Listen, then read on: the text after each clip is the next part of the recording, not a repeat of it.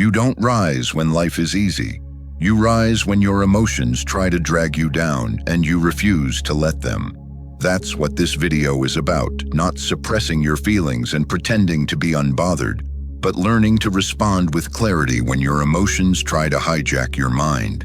Because let's be honest, most of the damage in our lives doesn't come from what happens to us. It comes from how we react. The Stoics, long before we had words like panic attack or performance anxiety, trained their minds to stay calm under fire. They didn't rely on luck or motivational quotes. They used discipline, clarity, and daily habits to anchor themselves when the world felt like it was spinning out of control. In this video, we'll walk through 9 practical Stoic habits that will help you control your emotional reactions. Do not suppress them, but master them. These aren't abstract ideas, they're daily tools, the kind that helps you stay grounded, whether you're in the heat of an argument, stuck in traffic, or simply trying not to let your thoughts hijack your day. Welcome to Stoic Philosophy Daily, where your story matters. Share your experience or your biggest struggle below. Every comment you leave is a gift. Here, your voice matters. We read with care, answer with heart, and treat your journey as part of our own. This is more than a channel. It's a circle of strength. Now take a deep breath and let's begin. 1. Understand the emotion, don't obey it. Picture this. An emotion hits you like a fire alarm in your mind, loud, intrusive, and demanding attention. But here's the truth, no one teaches you early enough. The alarm isn't a danger, it's information. And information only controls you if you mistake it for a command. Your emotions aren't enemies. They're more like overprotective friends, well-meaning, fast to react, but terrible at reading the room. Anger rushes in to defend you. Fear tightens to warn you. Excitement surges to pull you forward. These responses once kept our ancestors alive, but today that same ancient wiring fires in traffic jams, meetings, and conversations where survival isn't actually at stake. The signal is real, but the threat often isn't. This is where most people lose control. The emotional alarm goes off, and before reason even has time to stand up, the body is already reacting. Words spill out. Decisions get rushed. Regret follows. Stoicism enters precisely here, not to silence the alarm, but to install a pause between the sound and the action. As Epictetus said, it's not things that upset us, but our judgments about things. The emotion rings. The judgment decides whether chaos follows. Stoic practice teaches you to become the space between stimulus and response. Like a skilled sailor who doesn't curse the wind but adjusts the sails, you learn to acknowledge the emotion without handing it the wheel. You may not control when anger or fear arrives, but you always control whether it steers your next move. That pause, sometimes only a breath long, is where self-mastery lives. Try this. The next time an emotion spikes, anger, anxiety, or jealousy, silently label it. This is fear. This is anger. Then slow your breathing and scan your body. Ask yourself, what is this emotion trying to protect? My ego, my comfort, my image? As you name it, you'll feel its grip loosen. The alarm is still there, but it's no longer blaring. Each time you practice this, pause. Your nervous system learns a new rule. Emotions inform, values decide. Over time, this changes everything. Your reactions become measured. Your decisions align with who you want to be, not what you felt in the heat of the moment. Relationships improve because you respond instead of exploding. Confidence grows because you trust yourself under pressure. You stop being a passenger inside your own body and become the one at the helm again. At Stoic Daily, we believe emotional mastery starts with recognition, not resistance. Comment below. I choose to respond, not react. Which emotion usually hijacks your peace, and what might change if you stopped obeying it. 2. Change the lens, change the emotion. Emotions aren't just random storms. They're the weather patterns of your beliefs. When someone interrupts you in a meeting, you don't get angry because they spoke. You get angry because you perceive it as a sign of disrespect. And that judgment, not the event itself, creates the fire. This is the power of Stoicism. Marcus Aurelius once wrote, "You have power over your mind, not outside events. Realize this and you will find strength." The Stoics saw emotions not as enemies to be crushed, but as messengers, clues pointing back to what we truly believe. If the world hits you and you crumble, it's not because life is cruel, it's because your interpretation left the door open for chaos. Think of your emotions like tinted glasses. If you wear lenses of pride, every critique feels like an attack. If your lens is fear, every uncertainty feels like doom.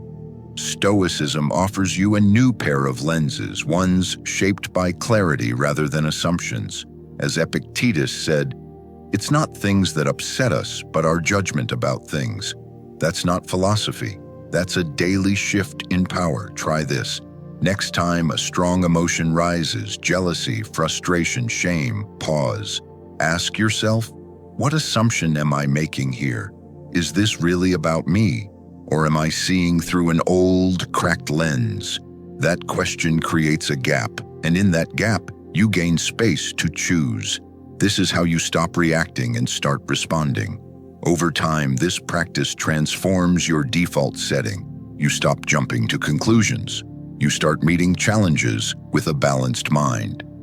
As the Stoics did through premeditatio malorum, you prepare for discomfort in advance, not to suffer more, but to suffer less when it arrives. At Stoic Daily, we believe every judgment we question is a chain we break. Comment below. I see with clarity, not assumption. What's one emotion you're ready to take the power back from? 3. The space that saves you. Life throws punches fast. A rude comment, a missed opportunity, an unexpected loss. Most people react instantly, swinging back without thought, only to regret it later. But the Stoics discovered something powerful. Between what happens and how you respond, there's a space, and in that space lies your freedom. Epictetus didn't say, "Control the world." He said, "Control yourself." The event is not the problem, your interpretation is. And from that interpretation flows emotion. From emotion comes impulse. But before you act, you can pause. And in that pause, you reclaim the wheel. That space isn't just empty time, it's a furnace, one where raw emotion enters and thoughtful response is forged. Most people move too quickly ever to find it. But when you slow down, you begin to recognize it's always been there, waiting like a hidden door in your mind. You just haven't learned to open it yet. Imagine your mind as a dojo. Every emotional trigger is a sparring match. Will you flinch? Or will you breathe, ground yourself, and choose the next move with clarity? This is the practice of prososh, mindful attention, the Stoics' secret weapon. You don't ignore your feelings. You greet them, you listen, and then you decide. Try this. The next time something rattles you, imagine pressing an invisible slow motion button. You don't react yet. You observe. Ask yourself, what am I about to do, and does it serve the person I want to become? That one breath buys you time, and time is where power lives. Seneca trained for a crisis like a warrior rehearses a battle. He called it premeditatio malorum, envisioning hardship in advance, not to worry, but to prepare. This mental training fosters a response over a reaction, promoting presence over panic. It's how you face storms with steadiness, not surprise. At Stoic Daily, we believe power is not in the event, but in your pause. Comment below. I control my next move. What situation recently tested your response? And how would you handle it differently now? 4. Train the moment before it trains you. Knowing you have a choice means nothing if you don't know how to use it. In real life, emotions don't announce themselves politely. They surge, they hijack, and if you're untrained, they decide for you. Stoicism understood this early. That's why it didn't stop at philosophy. It built techniques, practical ones, tools designed for the exact moment emotion tries to take over. The first tool is deceptively simple: pause. When emotion flares, that pause becomes a shield. Think of it like pulling the handbrake before a skid turns into a crash. In that brief moment, your rational mind catches up. You name what's happening: anger, frustration, fear, and the moment you name it, its grip loosens. What felt overwhelming seconds ago begins to shrink because awareness breaks momentum. Next comes reframing, not denial, reinterpretation. When someone cuts you off in traffic, the instinct is to be offended. However, Stoicism encourages you to take a step back. What story are you telling yourself right now? Is it the only possible explanation? When you change the narrative, the emotion follows. The storm doesn't disappear, but it loses its force. You stay composed, and composure keeps you in control. Then there's values-based action. This is where Stoicism becomes a form of character training. You ask yourself not, "What do I feel like doing?" but "What kind of person do I want to be right now?" Anger offers release. Values offer direction. When you act from values instead of emotions, you walk away with self-respect instead of regret. That difference compounds over time. Acceptance ties it all together. You don't fight the emotion. You don't judge it. You observe it. Like watching clouds move across the sky, you let it exist without obeying it. This quiet skill is what turns emotional chaos into clarity. The emotion passes. You remain steady. Practice these techniques consistently, and something shifts. You stop being surprised by your reactions. You stop feeling hijacked by your moods. You become someone who chooses even under pressure, and that choice becomes your advantage. At Stoic Daily, we believe calm is not a personality trait. It's a trained response. Comment below. I choose action over emotion. Which technique will you practice the next time emotions rise? 5. Strength is in the stillness. There's a kind of strength that doesn't shout. It doesn't slam doors or dominate conversations. It stays. It listens. It chooses its moment. That's the power of responding from reason, not reacting from impulse, and people feel it. When you act with intention instead of emotion, you become a steady presence in a chaotic world. Loved ones begin to trust you more deeply, not because you're perfect, but because you're consistent. You become a pillar, not a firework, someone who can hold space, not just fill it. And this presence ripples outward. You become the calm others borrow strength from. In conflict, this calm becomes your superpower. Instead of fueling the flames, you absorb the tension without crumbling. At work, it sets you apart. While others crack under pressure, you breathe. You observe. You lead, not through dominance, but through clarity. Like a lighthouse in a storm, your steadiness becomes a signal to those around you. This is where safety is. Seneca said it best. No man is more unhappy than he who never faces adversity, for he is not permitted to prove himself. The more you resist the pull of emotional outbursts, the more you build something rare, inner authority, that quiet knowing that you're in charge of your mind, not the world, not the noise, not even the fear. Try this.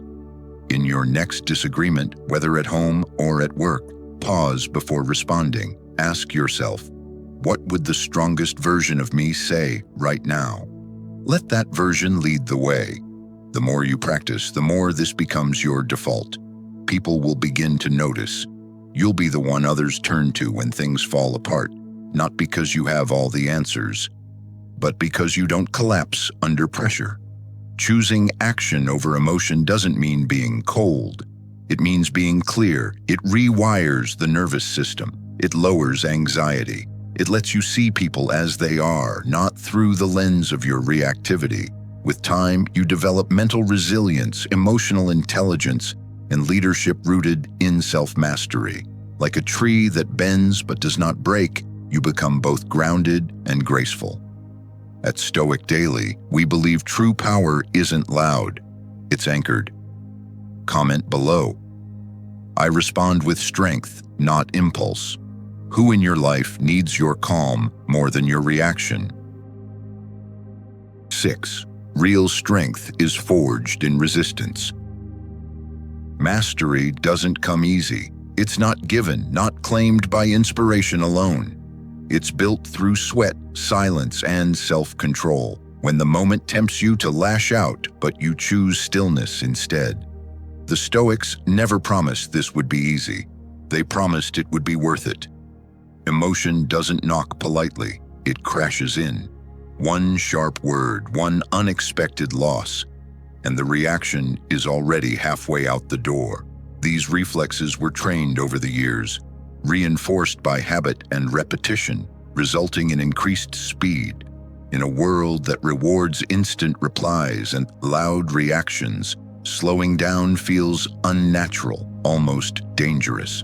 But you don't overcome emotion by pretending it's not there. You overcome it by training your pause. You feel the wave rise, and instead of drowning, you learn to surf, knowing that balance, not force, keeps you upright. This takes practice, daily, and that's where many stumble. It's easy to stay calm in quiet moments. It's harder when stress piles up, when fatigue sets in, when life applies pressure from every side. Mindfulness isn't a trend here, it's maintenance. That single breath taken consciously in the heat of the moment is like placing a wedge under a closing door. It creates just enough space for choice to survive. The Stoics prepared for this through premeditation of evils, not as a form of pessimism, but as a rehearsal. Like firefighters running drills before a blaze, they familiarized themselves with the difficulty so that shock wouldn't paralyze them later. When adversity arrived, it felt known, manageable, less personal, less overwhelming. Another challenge is doubt.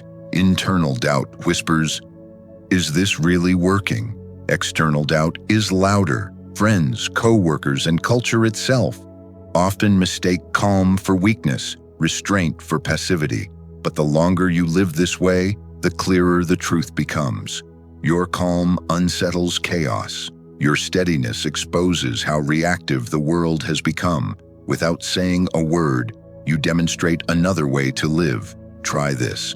For the next 7 days, journal one emotional moment a day. Not to judge it, to see it. What triggered it? How fast did it rise? Where did you pause? Or where did you miss the chance? This simple practice builds awareness in the same way that resistance training builds muscle. Slowly, quietly, reliably. At Stoic Daily, we believe pressure doesn't break you, it reveals you. Comment below, I train in every storm. Which challenge tests your discipline the most right now? And what would it look like to meet it with calm instead of speed? 7. Where philosophy meets real life. Stoicism isn't meant to live on a bookshelf.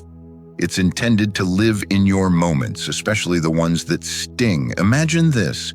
You've worked tirelessly on a project. In the meeting, a colleague cuts in with a sharp, unfair critique. Your pulse spikes. The heat rises. But instead of biting back, you pause. You breathe. You respond, not to defend your ego, but to ask, what part do you think needs the most improvement? That shift from reaction to response saves more than your temper. It earns respect, it signals strength, and it turns what could have been conflict into a conversation. This is what it means to walk the talk. At home, the challenge takes on a different shape. A small comment from your partner suddenly feels like a jab. Tension builds. But again, you catch it. You step back mentally, like watching a movie instead of being trapped in the scene. You ask, what's behind their words? You listen fully before replying. That alone can soften a storm before it ever begins. Even in private moments, the test remains. You're tired. The workout can wait. The junk food calls. However, you then recall that short-term comfort often comes at the expense of long-term clarity. So you lace up the shoes. You say no to the craving. Because discipline isn't about punishment, it's a vote for the future you want. Epictetus said, "No great thing is created suddenly. The version of you you're building is sculpted one choice at a time. And when crisis hits, loss, rejection, failure, Stoicism steps in as your quiet shield. It doesn't ask you to pretend the pain isn't real.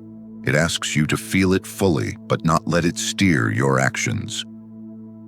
Even in grief, you can be grounded. Even in fear, you can hold a line. This isn't emotional suppression, it's emotional sovereignty, a commitment to live by principle, not provocation. The world doesn't need more reactors, it requires calm builders. Everyday examples like these aren't just scenarios, they're battlefields where your philosophy becomes muscle memory. At Stoic Daily, we believe wisdom isn't shown in how much you know. It's shown in how well you respond. Comment below, I choose clarity over chaos. Which real-life moment tested your calm recently? 8. Ancient philosophy meets modern science. You don't have to choose between philosophy and science. Stoicism has been handing us tools for emotional resilience for over 2,000 years, and today, neuroscience is finally catching up. What the Stoics trained through inner discipline, science now explains through circuits, chemicals, and cortical control. Let's break it down. When anger hits or fear takes over, that's your amygdala firing, a primitive alarm system designed to protect you. But Stoicism taught this. Don't let the alarm drive the car. Through practices like mindfulness and reframing, you activate the prefrontal cortex, the brain's command center. It's like switching from a stampeding horse to a calm rider taking the reins. Modern research backs this up. Research indicates that individuals who consistently practice emotional regulation tend to experience improved mental health, stronger relationships, and greater life satisfaction. Why? Because they don't get hijacked by impulse. They steer with intention. Each time you pause, reflect, and choose, you're not just reacting differently, you're also taking control. You're rewiring your brain. Neuroplasticity proves this. The brain isn't static. It reshapes itself based on repetition. Every time you breathe instead of explode, reframe instead of spiral, or stay still instead of chase, you're carving a new mental path. It's like forging a trail through the forest. The more you walk it, the clearer it gets. That's Stoic training in action. Even behavioral science confirms this truth.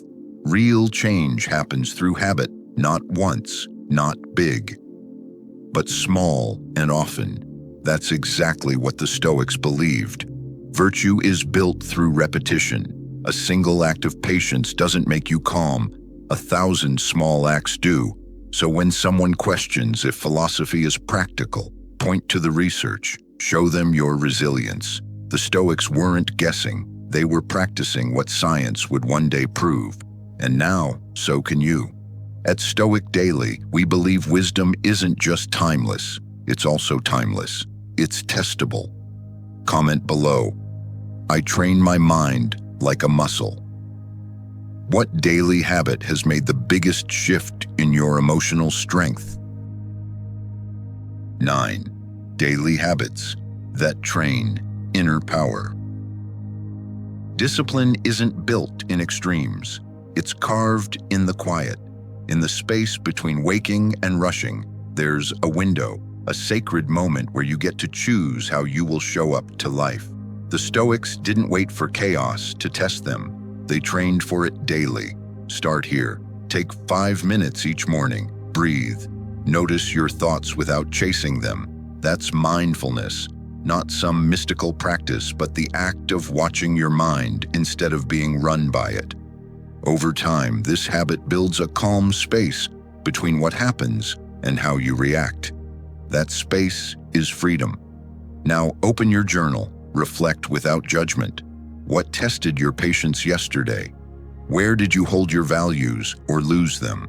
This isn't a report card, it's a mirror. The more honest you are, the clearer your next move becomes. Next, imagine your day before it begins. Visualize your emotional triggers like waves. Then picture yourself surfing them with control, not getting pulled under. Marcus Aurelius did this. Athletes do it, and so can you. The brain doesn't know the difference between real and imagined action, so rehearse calm, and you'll move through storms with more grace. Choose a virtue to wear like armor: courage, temperance, wisdom. Write it down, keep it in your pocket, or set it as your phone background. It's not just intention, it's a compass when the day gets messy. And don't end your day without gratitude. The Stoics knew this. Joy isn't in what we lack, but in what we already have. Write down 3 things: a conversation, a win, a deep breath. This isn't cheesy. It's training your mind to see clearly. These aren't cute routines, they're anchors. Practices that pull philosophy down from the sky and plant it in your real life. At Stoic Daily, we believe that daily discipline makes greatness inevitable. Comment below. This is how I train my mind. Which practice are you starting today? The art of living well is a daily choice. Mastery doesn't come from a single act. It's forged in the quiet, repeated decisions to pause, to reflect, and to choose with intention. Each of the 9 Stoic habits you've explored isn't just a task, it's a seed. And if you plant it daily, it grows into something stronger than motivation. It becomes a character. When you feel a surge of emotion, remember this: your power begins at the pause. Name what you think, then choose not to suppress, but to direct. That moment is the crossroads where reaction ends and wisdom begins.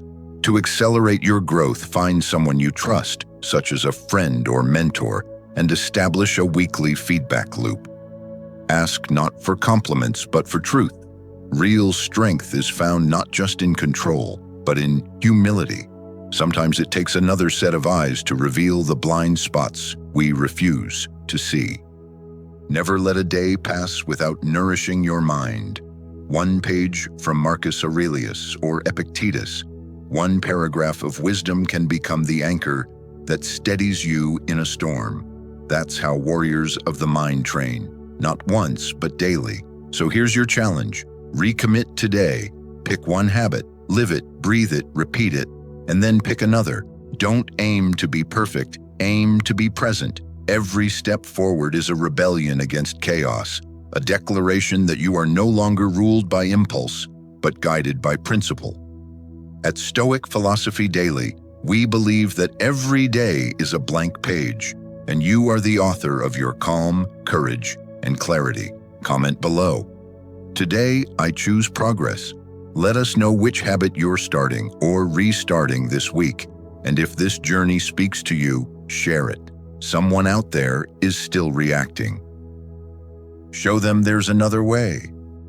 If you're seeking more, discover the full path on my channel, Stoic Philosophy Daily.